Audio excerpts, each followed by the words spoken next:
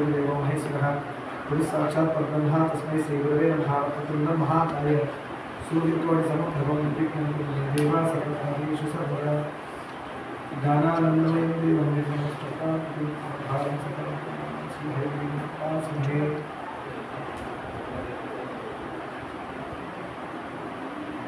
चतुर्भुजे चतुर्भुजे चतुर्भुजे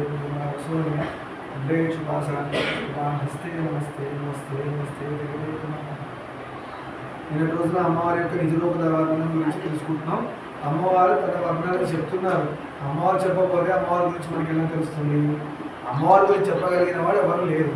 అందుకనే తను ఎలాంటిదో, తన గుణాలు ఏంటో, తను ఏ విధంగా సృష్టి ఇదంతా చేశారో అమ్మవారికి తప్పితే అమ్మవారి గురించి చెప్పగలిగిన వాళ్ళు ఎవరు లేరు.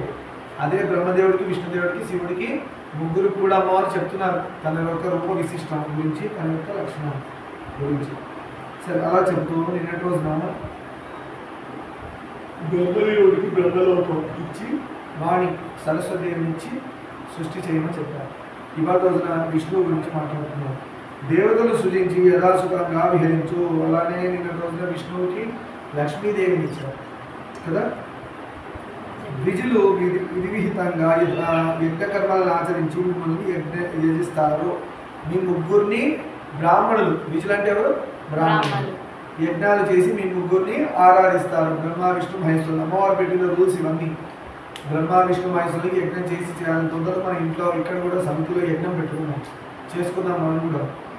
సకల సవనాల్లోనూ నా నామోచ్చరణం వల్ల దేవతలు సంతృప్తులు అవుతారు.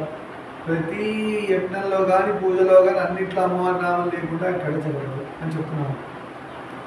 తమోగుణ సంపన్నుడైన శివుడు కూడా నీకు పూజనీయుడే. బ్రహ్మదేవుడు చెప్తున్నారు అమ్మవారు. తమోగుణ ప్రధానం ఎవరు? శివుడు. రజోగుణం ఎవరు?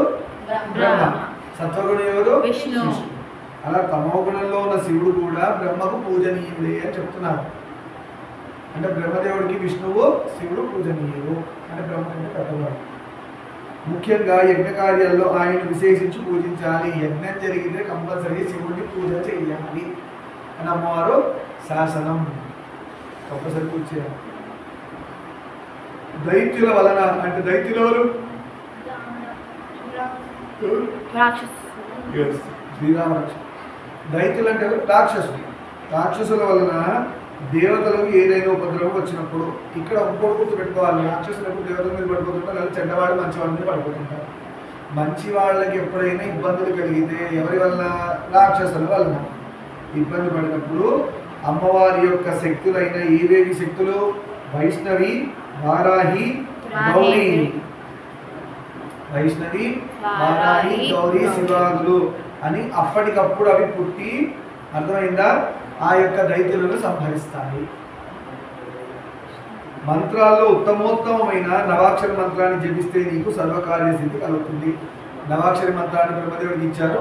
ఆయన ఏదనుకుంటే అది జరుగుతుంది. ఆ నవాక్షర మంత్రాన్ని జపం చేస్తూ దీని బట్టి ఏమర్థమైంది? బ్రహ్మదేవుడు మనందరూ సృష్టించిన ఆ నవాక్షర మంత్రం యొక్క పవర్ వల్ల. అదే నవాక్షర మంత్రాన్ని మనం గురువు వల్ల పొందగలిగితే మీరు బ్రహ్మ విష్ణు మహేశ్వరులు కూర్చుంటారు. మీరు అంటే మనందరం. కానీ ఎన్ని సంఖ్యలు, ఎన్ని కోట్ల సంఖ్యల మంత్రాన్ని సిద్ధించుకోవాలి. మంత్రాన్ని సిద్ధించుకోవడం అంటే ఏంటి? నిద్రపోయినా, లేచినా, తిన్నా, పడుకున్నా, ఏం చేసినా మంత్రం కంటిన్యూ అవుతూనే ఉండాలి మనిషి. అది మంత్రాన్ని సిద్ధించుకోవడం అంటే. మీకు ఇంకా తప్పితే ఇంకేం గుర్తు రాకూడదు. చదువుతున్న లోపల మంత్రం నడుస్తుంది, చదువుతూనే ఉంటారు. మీకు డౌట్ రావచ్చు, మనీ చేస్తే ఎగ్జామ్స్ ఇస్తూ ఉంటాయి, మనకి పనికిరాని క్వశ్చన్లు ఎక్కువ వస్తుంటాయి. ఇవన్నీ చేస్తుంటే మనకి ఏమన్నా డిస్టర్బ్ అవుతాయా అని ఒక డౌట్ వస్తుంది కదా. ఏం డౌట్? చదువు ఎట్లా, మంత్రం చేసుకుంటే చదువు ఎట్లా, ఇంకా బాగా చదువుతారు. నేను కొంతమంది పిల్లలు ఎక్స్పెరిమెంట్ చేశాను. వాళ్ళు ఇవి చేసేవాళ్ళు ఇంకా బాగా చదువుతున్నారు, టాపర్స్ అవుతున్నారు. కానీ డల్ వీక్ అయితే అవ్వట్లేదు. 100కి 95% ఎవరే ఉన్నారు. చాలా అంతకు నుంచి 85 అబౌవ్ ఇస్ గుడ్ అని అంటే. ఇక పేరెంట్స్ వాళ్ళు 10/10 అంటున్నారు కాబట్టి 95% అబౌవ్ ఇస్ 10/10 ఓన్లీ అని చెప్పేవాళ్ళు ఇంకో మాట కదా. అందుకే అదిగా చదివితే మిగతా అయిపోతాయి. అది కూడా ఉంది. అర్థమైందా? చదువు ఒక్కటే జీవితం కాదు కదా. చదవాలి, సంస్కారం కావాలి, వివేకం కావాలి, తెలివితేటలు పెంచుకోండి అంటారు. ఇవాళ పదవి పోయినాయి. ఏమైనా ఇన్స్ట్రక్షన్స్ ఇస్తే మెషిన్స్ అవుతున్నారు. పిల్లలందరూ ఏమవుతున్నారు? మెషిన్స్. ఇన్స్ట్రక్షన్ ఇస్తేనే పని చేస్తారు, ఇన్స్ట్రక్షన్ ఇవ్వకపోతే పని చేయరు. ఎందుకలా వెయిట్ చేస్తున్నారు ఇన్స్ట్రక్షన్స్ కోసం? పొద్దున్న లేవగానే మనం మనిషి జన్మ ఎత్తాం. బ్రష్ చేసుకోవాలని తెలవాలిగా, ఇంకోటి చెప్తేనే బ్రష్ చేస్తాడా? స్నానం చేయాలని తెలవాలిగా, ఇంకోటి చెప్తేనే స్నానం చేస్తాడా? మిగతా వగైరా చెప్తేనే చేస్తారా? తప్పు కదా. మీరు చేయాల్సిన శరీర ధర్మం ఏంటి? పొద్దున్న లేవని దాన్ని శుభ్రపరచుకోవాలి, నీట్గా పెట్టుకోవాలి, బాగా తయారవ్వాలి, మంచి బట్టలు వేసుకోవాలి, బొట్టు పెట్టుకోవాలి. నేను చెప్పుకున్నట్టుగా సనాతన ధర్మం కాబట్టి బొట్టు పెట్టుకోవాలి, లేదా వేరే వాటిలోకి మూవ్ అయిపోవాలి. జస్ట్ ఇటు అదేలా కనబడుతున్నారు. సనాతన ధర్మానికి సంబంధించిన వాళ్ళ లేరు. ఇంకేం చెప్తాం అంతకంటే? అంత దరిద్రంగా ఉంది. సరే, ఇవన్నీ ఎందుకు చెప్పుకుంటాం అంటే ధర్మం కాబట్టి చెప్పుకోవాలి, అది ఫాలో అవ్వాలి కాబట్టి, వినడానికి కాదు. సరే, అమ్మవారు అనవాక్షర మంత్రాన్ని ఇచ్చారు, అది ధర్మ ప్రకారంగా చేయాలి. ఒక గురువు నుంచి తీసుకొని దాన్ని పఠిస్తే మనకి ఏముంది, ఏదనుకుంటే సిద్ధిస్తుంది అని పలికి జగన్మాత శ్రీహరిని ఉద్దేశించి ఇలా. ఇప్పుడు విష్ణుమూర్తి సైడ్ తిరిగింది. బ్రహ్మతో మాట్లాడేది ఇప్పుడు విష్ణువుని పూజించు, శివుని కూడా పూజించు, నువ్వు చేసే ప్రతి యజ్ఞాల్లో. అందుకనే బ్రహ్మంగారు అంటారు. సత్యనారాయణ వ్రతం చేసే బ్రాహ్మణి కూడా బ్రహ్మంగారే అంటారు. ఇంట్లో పూజ చేయడానికి వచ్చిన బ్రాహ్మణి బ్రహ్మంగారు అంటారు. అందుకనే దేవతల్లో ప్రథమ పూజ అంటే బ్రహ్మదేవుడు. ఏ కార్యాల్లో అయినా బ్రహ్మదేవుడిని పిలుస్తారు పూజకి. ఆయన కొంచెం అట్లా వచ్చింది, బ్రహ్మంగారు అలా వచ్చింది. ఆయన చెప్పింది ఫైనలీ మార్చకూడదు. ఇవాళ రేపు అంతకుముందు కూడా ఒకసారి చెప్పారు, ఇంటికి పురోహితులు పిలుస్తారు పూజ చేయమని, సత్యనారాయణ వ్రతాలకు, అభిషేకానికి. ఆయన కూడా చెప్తే వీళ్ళు ఇంకోటి చెప్తారు. ఇంకో మాట మాట్లాడకూడదు. నీ ఇంట్లో గడపలోకి పురోహితుడు వచ్చాడా, ఆయనే ఫైనల్. ఆయన ఏం చెప్తే అది చేయాలి. అది తప్పైనా కూడా ఆయన చెప్పిందే చేయాలి. తప్పేమన్నట్టు ఆయన కొడుతుంది, నీకేం కొట్టదు. ఆయన ఇంకోటి అది ఏం చెప్పినా ఆయన చెప్పింది కరెక్టే అయిపోతుంది. అంటే దేవుడు ఆయనతో అలా పలికిస్తాడు అనే నమ్మకం ఉంటేనే పురోహితులు పిలిచి, లేదా మీ పూజలు మీరు చేసుకోండి, ఆయన పిలవకండి, పిలిచి అవమానం చేయకండి. ఇలానే ఒకసారి మా చుట్టాలింట్లో సత్యనారాయణ వ్రతం జరిగితే ఆ పురోహితుడు 100 సార్లు అడిగి, ఈ కథలా లేదండి, ఆ కథలా ఉంది, ఆ కథలా కాదు కదా, ఈ కథలా కాదు కదా, ఇన్ని అడిగారు. పురోహితుడిని మీరే కూర్చొని తీసుకున్నారు.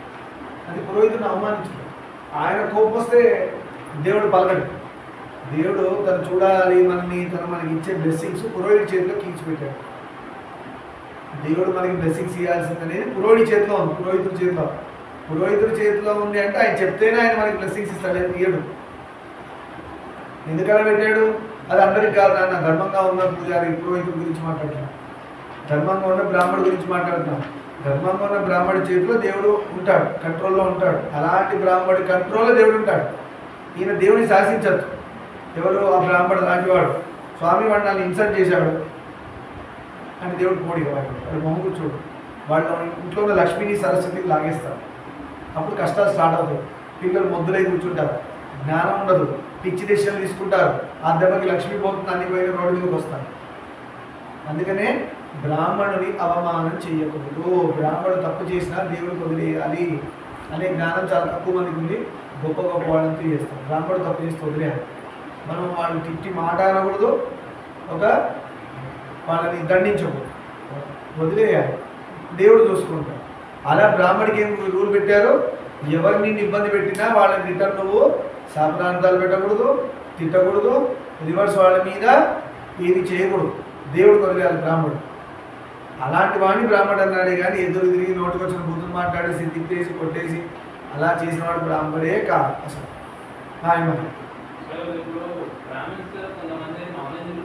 వాడు బ్రాహ్మడు కాదుగా. అక్కడే కరెక్షన్. బ్రాహ్మణ్ కాదు వాడు.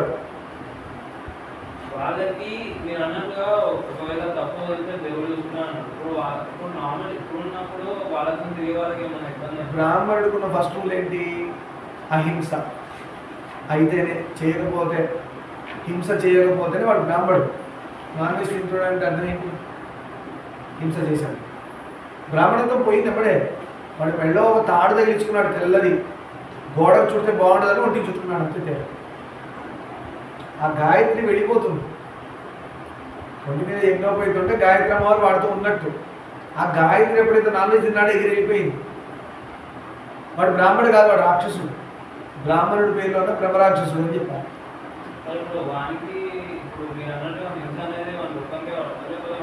వాడికి అన్నీ పడతాయి.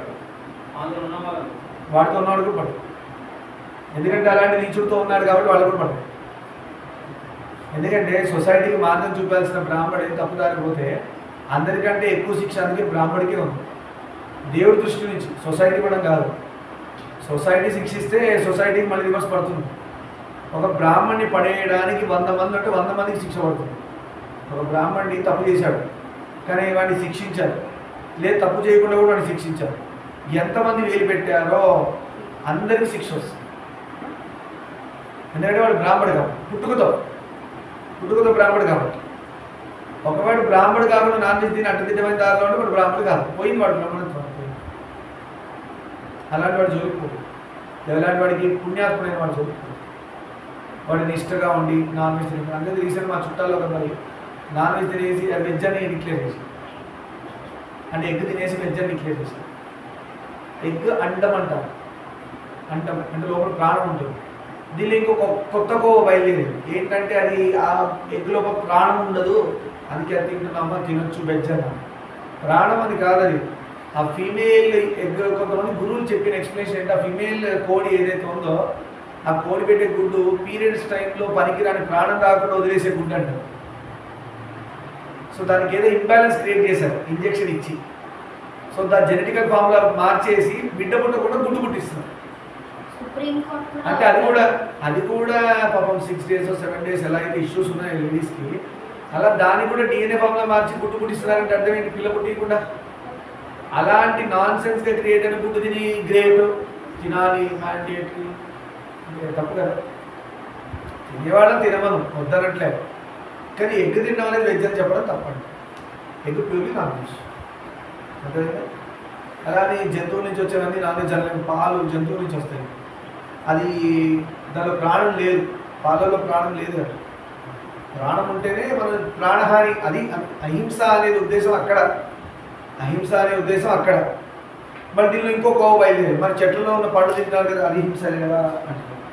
చెట్లలో ఉన్న పండ్లను తింటే హింస కదా, దానిలో ప్రాణం ఉంటుంది కదా అన్నారు. మనం పండు తింటున్నాం, గింజ తింటాం. ప్రాణం గింజలో ఉంది, పండులో లేదు. ఓకేనా? అందుకనే గొప్ప వాళ్ళు ఏమన్నారంటే, నువ్వు పండ్లు తిన్నా కూడా చెట్లను నాటరా అన్నాడు. మీరు గుడ్డు తిని గుడ్డు నాటుతాడా? కోడి తిన్నవాడు కోళ్ళని పెంచుతాడా? పాపం జరిగిపోతుంది. గొర్రెలు తిన్నవాడు గొర్రెలు పెంచుతున్నాడు, బర్రెలు తిన్నవాడు బర్రెలు పెంచుతున్నాడు, పంది తిన్నవాడు పంది పెంచుతాడు. చెట్టుకో స్కోప్ ఉంది. నిజంగానే అక్కడ ప్రాణహింస. అందుకనే బ్రాహ్మణులకు కూడా ఉంది స్ట్రిక్ట్గా. అందుకే భూతదయ అని వచ్చింది. భూతదయ అనే కాన్సెప్ట్ బ్రాహ్మణులకు ఎందుకు వచ్చిందంటే, మన దీనే బియ్యంలో ప్రాణం ఉంది. ఎస్, బియ్యంలో ప్రాణం ఉంది, తింటున్నాక. అందుకనే తినకపోతే ఎట్లా మరి? అందుకని భూతదయ అనే కాన్సెప్ట్ పెట్టి నువ్వు తినే ఫస్ట్ అన్నంలో ఉన్న ఒక ముద్ద తీసి పక్కన పెట్టి మిగతా తినను అంటే, అది తిని నువ్వు బ్రతకడం కోసం తింటున్నావు. అంతవరకు ఎలా చేశాడు. ఆ భూతదయ భూత బలి అంటారు, అది పెట్టిన వల్ల ఈ పాపం పోయింది. కూరగాయలు కోసేటప్పుడు ఒక్కొక్కసారి లోపల పురుగులు చచ్చిపోతాయి. చాటుతో విసిరేటప్పుడు ఆ బియ్యంలో ఉన్న చీమలో ఇంకేవో చచ్చిపోతాయి విసిరేటప్పుడు. మనం మాట్లాడేటప్పుడు క్రిములు చచ్చిపోతాయి. నడిచేటప్పుడు కాలు కింద పడి ఎన్నో జీవరాశులు చచ్చిపోతుంది. గాలి పీలిస్తే ముక్కు రంధ్రాల్లో పడి చచ్చిపోతుంది, యాసిడ్స్ రిలీజ్ అయ్యి కదా.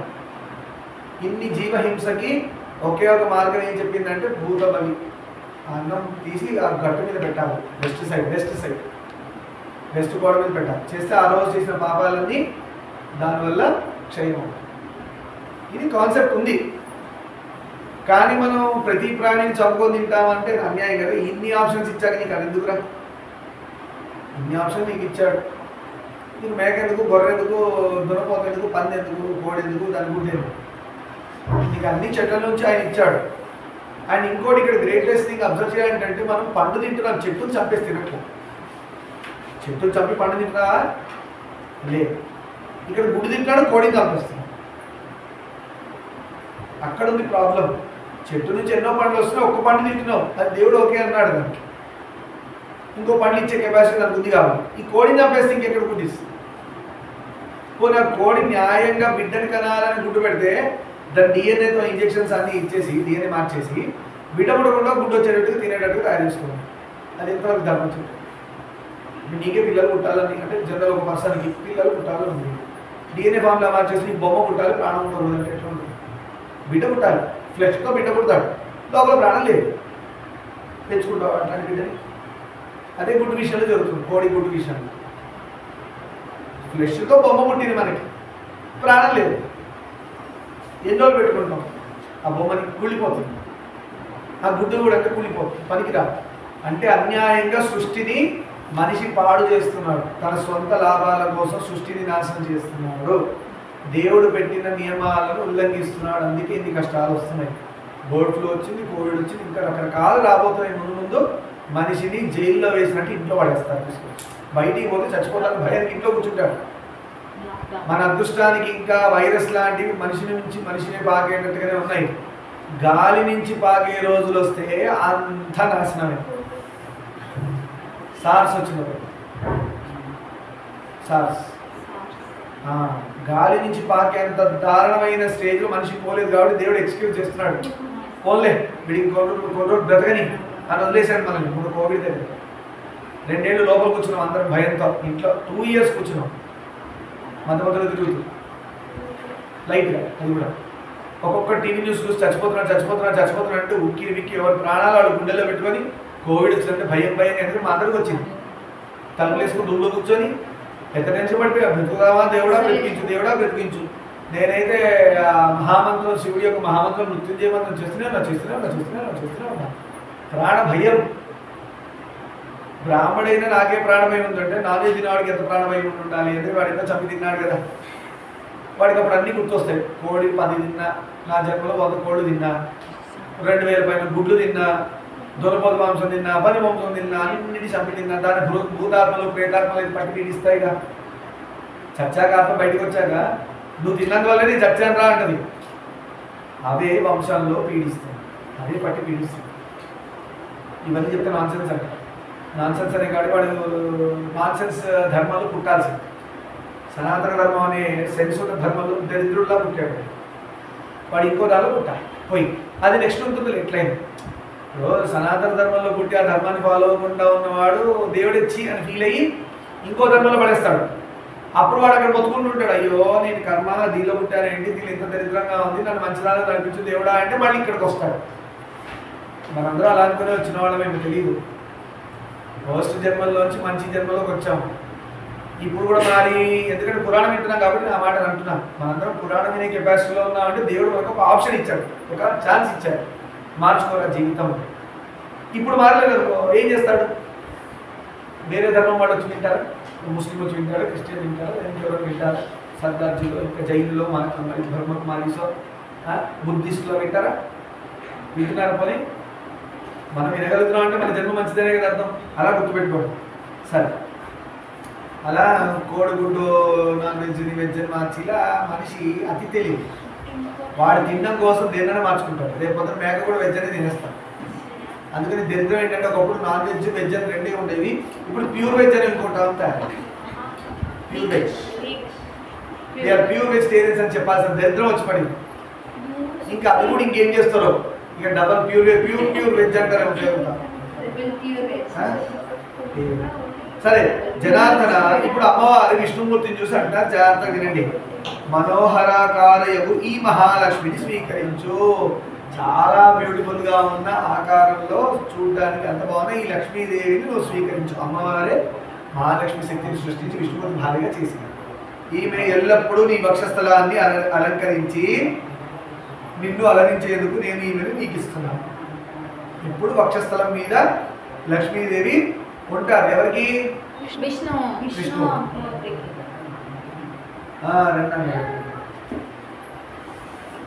ఈ వక్షస్థలాన్ని అలంకరించి విష్ణుమూర్తికి అమ్మవారు ఇప్పుడు వక్షస్థలాన్ని అలంకరించి ఉంటారు. అమ్మవారి రూపం ఏమని చెప్పారు ఇక్కడ? మనోహరమైన రూపం. సర్వార్థాలను అనుగ్రహించే శక్తి ఈమె. నువ్వు ఏదనుకుంటే అది నీకు అనుగ్రహిస్తుంది అన్నారు. అంటే విష్ణుమూర్తికి అన్ని అనుగ్రహించేది ఎవరు? లక్ష్మీదేవి పక్కన నుండి అనుగ్రహిస్తుంది. లేదంటే మనకి వెంకటేశ్వర స్వామిని స్వామి నాకు అంటే ఆయనకి ఎక్కడి నుంచి వస్తున్నాయి? ఆయన వక్షస్థలంలో ఉన్న లక్ష్మీదేవి నుంచి వస్తుంది. అదే వెంకటేశ్వర స్వామి యొక్క శక్తి ఏ విధంగా ఉంది? లక్ష్మీ పద్మావతి గారి రూపంలో ఉంది. ఈమెను ఎన్నడూ అవమానించకు. దీనిలో విష్ణుమూర్తికి, బ్రహ్మకి, శివుడికి చెప్పట్లే అమ్మవారు. ప్రతి ఒక్క మగవాడికి ఏమని చెప్తున్నారు? నీ భార్యని అవమానించకు అని చెప్తున్నారు. ఎందుకంటే ఆవిడే గృహలక్ష్మి, ఆవిడే ఇంటి ఇల్లా లక్ష్మీదేవి కదా.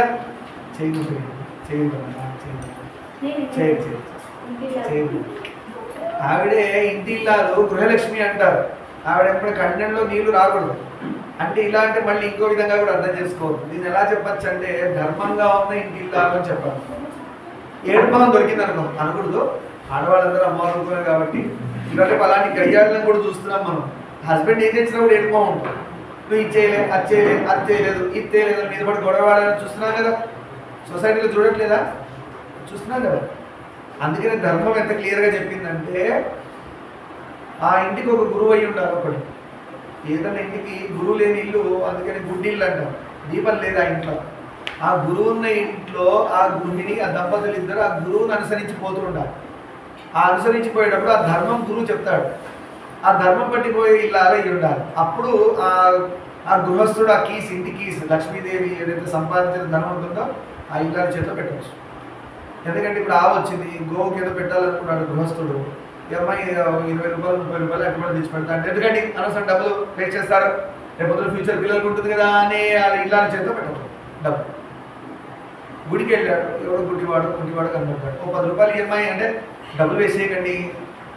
అలాంటి ఇళ్ళకి పొరపాటున కూడా డబ్బులు చేతికి ఎంతవరకు ఇవ్వచ్చు అంటే ఆ ఖర్చులోకి ఇచ్చి మిగతా ధర్మం కోసం ఈయన, ఎందుకంటే ఇంటి యజమాని ధర్మం చేసి తీరాలి, ధర్మం చేయాలి. ధర్మం అంటే దానం కూడా వస్తుంది దానిలోనే. అలా హస్బెండ్కి సపోర్టివ్గా ఉండి వెళ్ళే ఇల్లాల్ని ధర్మాత్మురాలు అన్నారు. సీతమ్మ అలానే చేసింది రామాయణంలో ఆ విధంగా. అలా ఈమెను ఎన్నడూ అవమానించకు అంటే అర్థం అది. అంటే పొరపాటున కూడా అటు ఇటు ఉంటే మాట్లాడుకొని చేసుకోండి, కానీ మాట జారకూడదు. అంటే ఇంటి ఇళ్ళని బాధ పెట్టకూడదు అనేది హస్బెండ్స్ కూడా నేర్చుకోవాలి. కొన్ని ఇళ్లలో నిజంగా చాలా ఓపికతో ఆ ఇంటి ఇల్లాలు ఉంటుంది. ఈ హస్బెండ్ ఎలా ఉంటాడంటే వినడు, మాట సతాయిస్తాడు, చాలా ఇబ్బందులు పడేవాడు చాలామంది చూస్తున్నాం మనం. ఏదో వచ్చి గోళలు రకరకాలుగా ఉన్నాయి. అలా చేస్తే ఆ ఇంటి ఇళ్ళ కళ్ళలోంచి నీళ్ళు వచ్చాయంటే ఆయన పైకి రాడు, ఆ వంశం కిందికే పోతుంది. కోడల రూపంలో ఇంటికి వచ్చి లక్ష్మీని అత్తమామలు కూడా సతాయించద్దు. అలా అల్లుడిని విష్ణుమూర్తి అన్నాం. అలానే ఓన్లీ అమ్మవారు లక్ష్మీదేవి నా కోడలకే చెప్పలేదు, అల్లుడు విష్ణుమూర్తితో సమానం. అందుకని ఇంటికి అల్లుడు పిలిచినప్పుడు అత్తామామలు కూర్చోబెట్టి కాళ్ళు కడిగి ఆయనకి బట్టలు పెట్టి ఆయన్ని విష్ణు ఇంటికి వచ్చినట్టుగా పూజించాలి. ఇది అత్తమామలు ఇటువైపు కూడా తెలుసుకోవాలి. లక్ష్మీనారాయణాఖ్యమగో యోగంగా నిలిచి నేను ఈమెను నీకు ఇస్తున్నాను అంటే నారాయణుని అనుసరించి నారాయణుడికి శుభం కలిగించే లక్ష్మీదేవిగా నేను నీకు ఇస్తున్నాను. అమ్మవారు ఎవరు? భువనేశ్వరి దేవి. దేవతల జీవనార్థం యజ్ఞాలను సృజించాను. దేవతల జీవనం కోసం అంటే దేవతలకు తిండి ఎక్కడి నుంచి వస్తుంది? యజ్ఞాల వల్ల వస్తుంది. అందుకు యజ్ఞాలు చేయాలి. యజ్ఞాలు వేసే హవిస్సుల వల్ల దేవతలకు కడుపు నిండుతుంది. అప్పుడు వాళ్ళు మనకి వరాలు కురిపిస్తారు. ఒక వర్షం పడాలి, యజ్ఞం జరగాలి.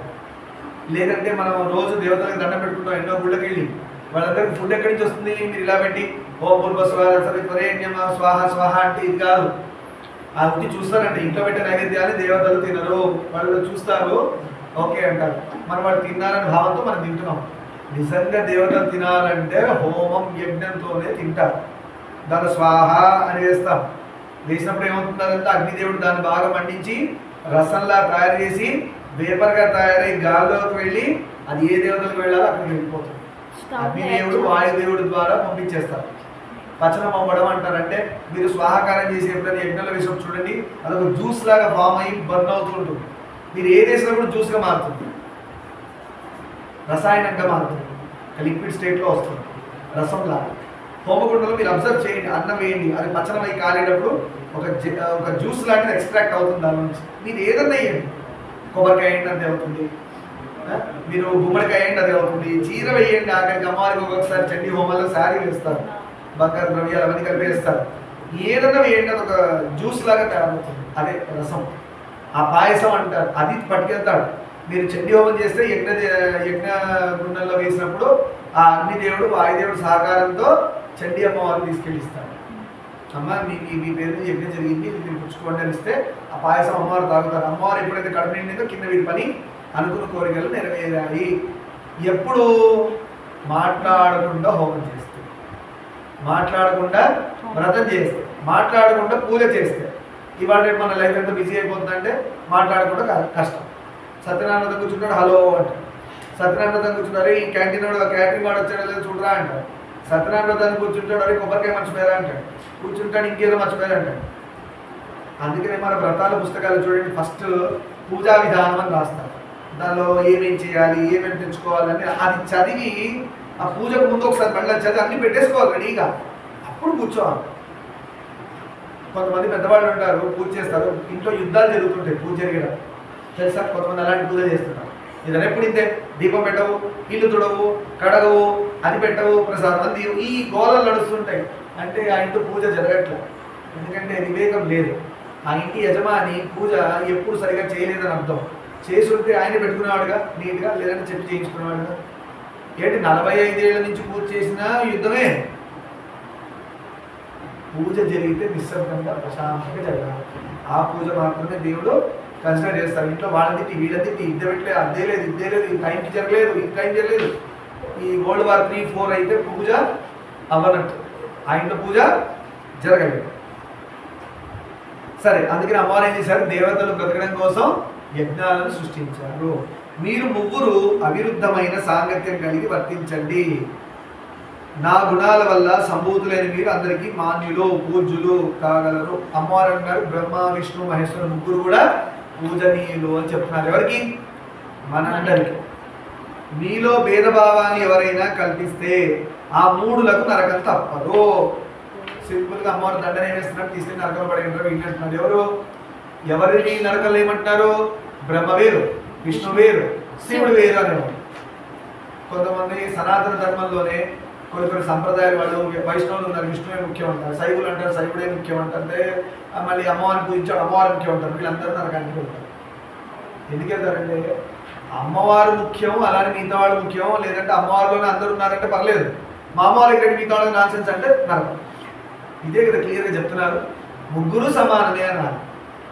అందుకే శంకరాచార్య వారు ఏం చేశారు తెలియదుగా, షణ్మతాచార్యులు అంటారు. శంకరాచార్య వారు షణ్మతాలు స్థాపించారు. అవి ఏంటంటవి గాణపత్యం వినాయకుడు, ఇంకోటి సౌరవం సూర్యుడు, శాక్తేయం అమ్మవారు, శైవం వైష్ణవం, కోమారకుడు కుమారస్వామి, అది హారతిలో కనబడుతుంది. ఆ విధంగా 6 కొట్టుకొని చావకుండా ఈ 6గురిలో ఎవరిని పూజించినా 6గురిని పూజించినా అందరు దేవతలను పూజించినట్టే అని చెప్పేశారు క్లియర్గా. మనం అదే ఫాలో అవుతాం ఇక్కడ. సరే, జనార్దన ఇంకో గుణభేదం ఉంది. ఇంకొక 2 minutes నాక జాగ్రత్త విను. జనార్దన ఇంకో గుణభేదం ఉంది, చెబుతాను విను. సత్వం నీ ప్రధాన గుణం. విష్ణుమూర్తి గుణం ఏంటి? సత్వగుణం. బ్రహ్మదేవుడు రజోగుణం, శివుడు తమోగుణం కదా. అందుకని బ్రహ్మదేవుడికి రజోగుణం ఉంది కాబట్టి సృష్టి క్రియేటివిటీలో ఉన్నాడు ఆయన. అర్థమైందా?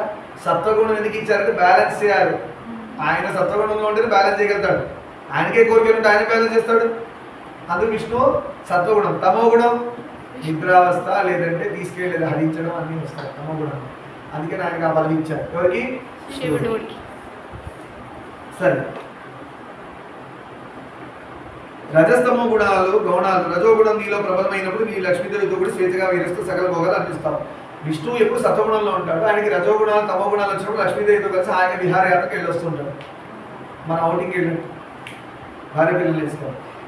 వాగ్బీజము, కామరాజము, మాయాబీజం, ఈ మూడింటిని సమాహారము మంత్రరాజము నీకు ఇస్తున్నాను. విష్ణుమూర్తికి కూడా అమ్మవారు మంత్రరాజముని ఇచ్చారు. ఏ మంత్రరాజమో? నవాక్షర మంత్రరాజం. దాన్ని నీవు జపిస్తూ స్వేచ్ఛగా విహరించు. నీకు మృత్యు భయం కానీ కాలజన్యమైన భయం కానీ ఉండదు. అంటే విష్ణుమూర్తికి అమ్మవారు చెప్తున్నాడు, నీకు చావు భయం ఉండదు, కాలం వల్ల వచ్చే భయం కూడా ఉండదు అని చెప్తున్నారంటే ఆ భువనేశ్వరి దేవి కనుసన్నల్లో అమ్మవారి యొక్క డైరెక్షన్స్ బ్రహ్మ విష్ణు మహేశ్వరులు నడుస్తున్నారని చెప్పడానికి ఇంతకంటే ఏం కావాలి అని చెప్పుకుంటూ ఇవాళ పురాణ ఇక్కడ శుభఫలం.